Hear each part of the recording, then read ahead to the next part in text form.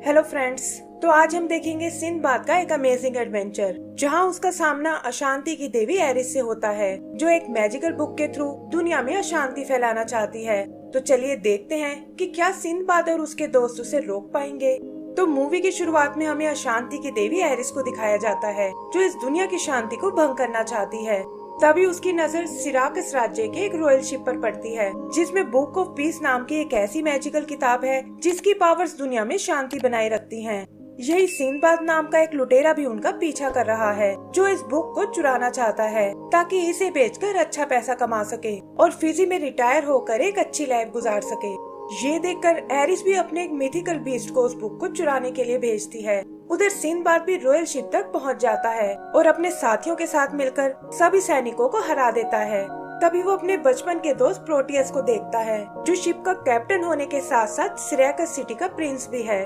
पता चलता है कि सिंदबाद और प्रोटियस बचपन में बहुत अच्छे दोस्त थे और आज वो 10 साल बाद मिल रहे हैं। प्रोटियस सिंदबाद को बताता है कि तुम इस बुक को नहीं चुरा सकते, क्योंकि ये बुक ऑफ पीस पूरे 12 सिटीज को प्रोटेक्ट करती है। जिस पर सिंदबाद कहता है कि फिर तो मैं इसके बदले इन सिटीज से ढेर सारा पैसा मांग सकता हूँ। इस बात पर उन दोनों के बीच लड़ाई शुरू हो जाती है और तभी एरिस का भेजा हुआ वो बीस्ट भी वहाँ आ जाता है।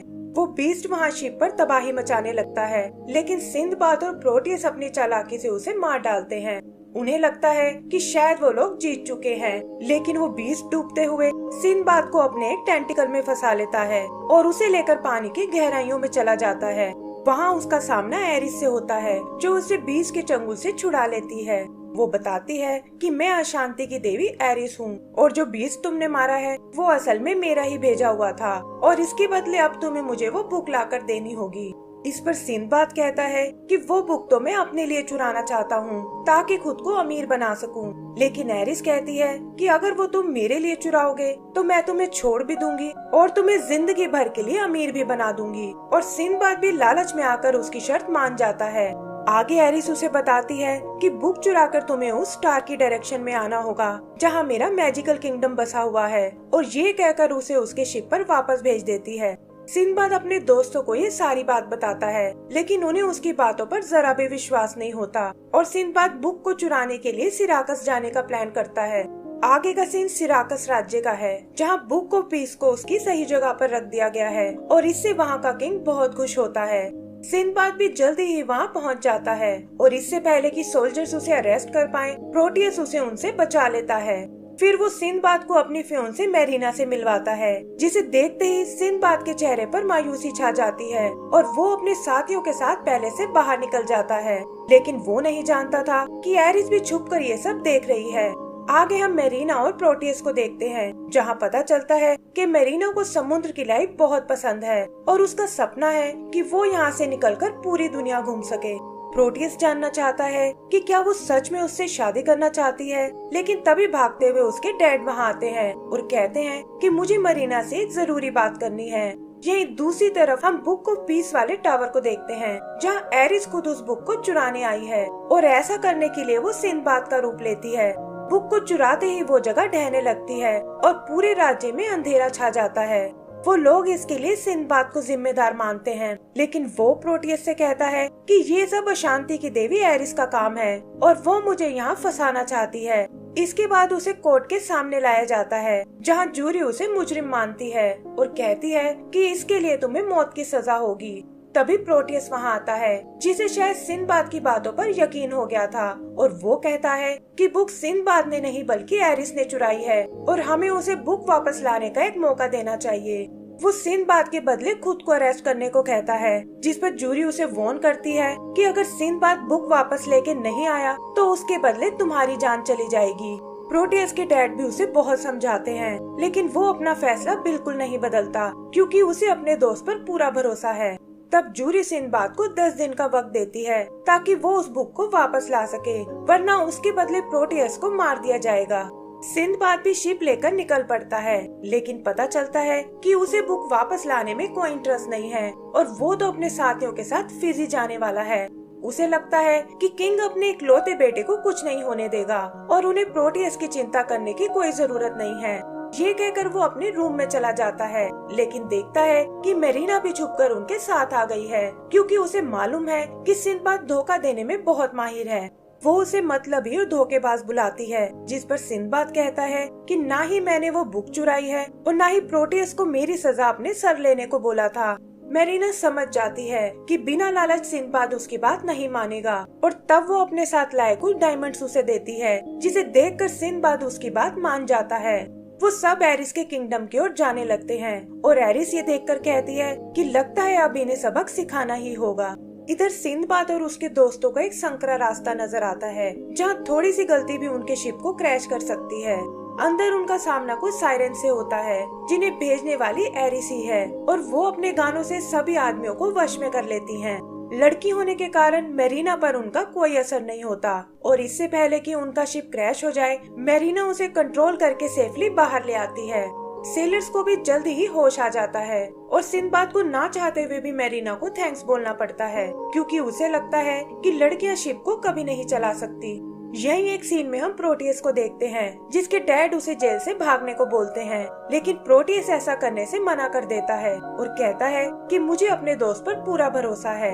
इधर सिंदबाद और उसका क्रू एक आइलैंड पर रुकते हैं ताकि अपने टूटे हुए शिप को रिपेयर कर सके, और यहाँ सिंदबाद और मेरीना के बीच फिर से लड़ाई शुरू हो जाती है। मेरीना उसे हिट करने के लिए एक पत्थर को उठाती है, और तभी वो पूरा आइलैंड हिलने लगता है। पता चलता है कि ये कोई आइलैंड नहीं बल्कि एक जायंट फिश है, और ये देखकर वो सब भागते हुए अपने शिप पर आ जाते हैं। तभी वो देखते हैं कि फिश तेजी से उस स्टार की ओर ही जा रही है, और सिंदबाद एक हुक को उस फिश पर लगा देता है ताकि वो भी तेजी से अपने मंजिल तक पहुंच सके, पर स्पीड बहुत तेज होने की वजह से उन्हें उस रस्सी को काटना पड़ता है। मेरीना सिंदबाद से उसकी और प्रोटियस की दोस्ती के बारे में पूछती है, और वो बताता है कि बचपन से ही मैं छोटी मोटी चोरियां करता था और एक दिन सोल्जर्स के हाथों पकड़े जाने वाला था। तब प्रोटियस ने वहां आकर मेरी मदद की थी, और तब से हम दोनों अच्छे दोस्त बन गए। मेरीना पूछती है कि फिर तुम दोनों अलग कैसे हो गए, और ये सुनकर सिंदबाद उदास हो जाता है और बस इतना कहता है कि लाइफ को शायद यही मंजूर था। आगे हम एरिस को देखते हैं, जो उनके लिए एक और प्रॉब्लम खड़ी करने वाली थी, और कुछ ही देर बाद वो सारा समुद्र फ्रीज होने लगता है। वो लोग उस बर्फ को तोड़ने की कोशिश करते हैं, लेकिन तभी वहाँ एक बड़ा सा बर्फीला पक्षी आ जाता है और उन सब पर अटैक करने लगता है। वो लोग उससे बचने की बहुत कोशिश करते हैं, और इसी चक्कर में वो पक्षी मेरीना को उठाकर एक पहाड़ पर ले जाता है। वहाँ वो उसे मारने की कोशिश करता है, लेकिन मेरीना किसी तरह बचते हुए खुद को छुपा लेती है। इधर सिंदबाद भी उसे बचाने उसके पीछे जाता है और देखता है कि मेरीना एक जगह छुपी हुई है। तभी अचानक वो पक्षी उन्हें देख लेता है, और वो लोग एक शील्ड को स्की की तरह यूज करके नीचे उतरने लगते हैं। पक्षी उन्हें पकड़ने की बहुत कोशिश करता है, लेकिन चट्टानों के टूटने से ऐसा नहीं कर पाता, और ये दोनों बचकर नीचे शिप तक पहुंच जाते हैं। पहाड़ी से चट्टानें टूटकर नीचे गिरने लगती हैं, जिससे सामने जमी बर्फ टूट जाती है और उन्हें आगे जाने का रास्ता मिल जाता है। आगे हम उन दोनों को बात करते हुए देखते हैं, जहाँ मेरीना उसे बताती है कि कैसे वो हमेशा से इस समुद्र की लाइफ जीना चाहती थी, लेकिन इसके लिए उसे काफी सारी चीजों को पीछे छोड़ना होगा। उसे खुश करने के लिए सिंदबाद उसे अपना शिप चलाने को बोलता है और बताता है कि मैं और प्रोटियस भी एक टाइम पर नेवी ज्वाइन करना चाहते थे, लेकिन किसी कारण से ऐसा नहीं कर पाए। फिर एक दिन पोर्ट पर एक बहुत बड़ा शिप आया, जिस पर एक बहुत ही सुंदर लड़की थी, और हम दोनों ही उसे पसंद करने लगे थे। वो बताता है कि वो लड़की तुम ही थी, लेकिन प्रोटियस मुझसे पहले ही तुम तक पहुंच गया, और इसीलिए मैंने वो जगह हमेशा के लिए छोड़ दी। तो यहाँ पता चलता है कि सिंदबाद मेरीना को पसंद करता था, लेकिन अपने दोस्त की खुशी के लिए उसने अपने सपनों को तोड़ डाला, और ये सब सुनकर मेरीना भी सोच में पड़ जाती है। तभी वो देखते हैं कि उनका शिप उस जगह तक पहुँच चुका है, लेकिन यहाँ तो समुद्र खत्म हो रहा है और किंगडम के गेट तक जाने का कोई रास्ता नहीं है। सिंदबाद को एक आइडिया आता है, और वो शिप के सेल को विंग्स की तरह यूज करने की सोचता है, क्योंकि नीचे से हवा ऊपर की ओर उड़ रही है। ऐसा लगता है जैसे उनका ये प्लान कामयाब हो जाएगा, लेकिन तभी सेल के हुक टूटने लगते हैं और सिंदबाद समझ जाता है कि शिप गेट तक नहीं पहुंच पाएगा। वो और मेरीना एक रस्सी के सहारे अकेले ही अंदर जाते हैं और गिरते हुए सीधा एक रेगिस्तान में आ पहुंचते हैं, जिसकी रेत मूव कर रही है। जहाँ उनका सामना एरिस के कुछ दूसरे मॉन्स्टर से होता है, लेकिन इससे पहले कि वो उन्हें नुकसान पहुँचा पाए, एरिस आकर उन मॉन्स्टर्स को भगा देती है और कहती है कि तुम जिंदा यहाँ आने वाले पहले इंसान हो। सिंदबाद उससे बुक ऑफ पीस के बारे में पूछता है और बताता है कि अगर जल्दी ही मैं उसे वापस नहीं लेकर गया तो वो लोग प्रोटियस को मार डालेंगे। ये सुनकर एरिस के चेहरे पर एक मुस्कान आ जाती है और सिंदबाद समझ जाता है कि एरिस उसे नहीं बल्कि प्रोटियस को ही फंसाना चाहती थी। वो जानती थी कि प्रोटियस सिंदबाद का साथ जरूर देगा और जब सिंदबाद बुक लेकर नहीं लौटेगा तो वो प्रोटियस को मार डालेंगे, जिससे सिराकस के पास अगला कोई राजा नहीं बचेगा और एरिस अशांति फैलाकर उनके राज्य को तबाह कर देगी। वो सिंदबाद को मतलबी और धोखेबाज बोलती है कि प्रोटियस ने तुम पर अपनी जान से भी ज्यादा भरोसा किया, लेकिन तुमने उसकी कोई कदर नहीं की और अब तुम उसके प्यार को भी छीनना चाहते हो। सिंदबाद इन सब बातों से इनकार कर देता है, जिस पर एरिस उसे अपने साथ एक गेम खेलने को कहती है, जिसे अगर वो जीत गया तो वो उसे बुक ऑफ पीस वापस लौटा देगी। सिंदबाद को उस पर बिल्कुल विश्वास नहीं होता और तब एरिस उसके सामने वचन लेती है और कहती है कि एक देवी होने के नाते मैं चाहकर भी इस वचन को नहीं तोड़ सकती। फिर वो उससे एक सवाल पूछती है कि अगर आज तुम्हें ये बुक नहीं मिली तो क्या तुम प्रोटियस को बचाने वापस जाओगे या फिर मेरीना के साथ किसी सेफ जगह निकल जाओगे। इस पर सिंदबाद कहता है कि हाँ, मैं अपने दोस्त को बचाने वापस जाऊंगा, लेकिन एरिस जानती है कि वो झूठ बोल रहा है और इसीलिए वो उन्हें कोई बुक नहीं देती और अपने किंगडम से बाहर निकाल देती है।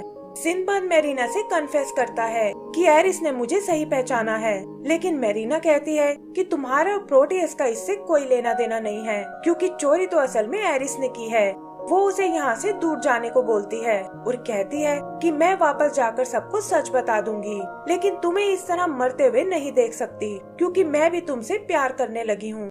आगे का सीन सिराकस राज्य का है, जहाँ सिंदबाद को दिया टाइम खत्म हो चुका है और वो लोग प्रोटियस को एग्जीक्यूट करने वाले हैं, पर तभी सिंदबाद वहाँ आकर उसे बचा लेता है। प्रोटियस उससे बुक के बारे में पूछता है और सिंदबाद बताता है कि मैं उसे वापस नहीं ला पाया, लेकिन तुम्हें चिंता करने की कोई जरूरत नहीं है, क्योंकि अब मेरी सजा मैं ही भुगतूंगा। उसके बाद वो लोग सिंदबाद को एग्जीक्यूट करने लगते हैं, लेकिन तभी वो तलवार टूटकर बिखर जाती है और हम देखते हैं कि एरिस वहाँ उससे मिलने आई है। वो सिंदबाद पर बहुत नाराज होती है कि सब कुछ अच्छा चल रहा था, लेकिन वापस आकर तुमने मेरा सारा खेल बिगाड़ दिया। पहले तो सिंदबाद को कुछ समझ नहीं आता, लेकिन फिर वो रियलाइज करता है कि वो बिना बुक के प्रोटियस को बचाने आया था, जिसका मतलब उसने एरिस की शर्त को जीत लिया है। वो उसे शर्त के मुताबिक उस बुक को लौटाने को कहता है और एरिस को ना चाहते हुए भी उसकी बात माननी पड़ती है, क्योंकि उसने सिंदबाद को वचन दिया था। वो सिंदबाद से कहती है कि इस बार तुम्हारी किस्मत बहुत अच्छी थी, लेकिन आगे तुम्हें बचकर रहना होगा, और ये कहकर वो वहाँ से चली जाती है। फिर सिंदबाद बुक ऑफ पीस को दोबारा खोलता है, जिससे सारी अशांति दूर हो जाती है और सिराकस राज्य भी पहले जैसा नॉर्मल हो जाता है। आगे सिंदबाद बताता है कि अब वो फिजी में जाकर कुछ दिन आराम करना चाहता है और उसे जाते देखकर मेरीना उदास हो जाती है। प्रोटियस भी उसकी उदासी को नोटिस करता है और समझ जाता है कि वो सिंदबाद को पसंद करने लगी है और अपनी लाइफ उसी के साथ बिताना चाहती है। वो भी उसे अपने दिल की सुनने को कहता है और हम देखते हैं कि मेरीना किसी तरह शिप तक पहुंच गई है। सिंदबाद भी उसे देखकर बहुत खुश होता है और कहता है कि अब तुम्हारी लाइफ एडवेंचर से भरने वाली है। फिर वो लोग अपनी जर्नी पर निकल पड़ते हैं और इसी के साथ हमारी ये मूवी खत्म हो जाती है। तो दोस्तों, अगर आपको ये मूवी पसंद आई हो तो प्लीज हमें लाइक एंड सब्सक्राइब करना ना भूलें। Thank you.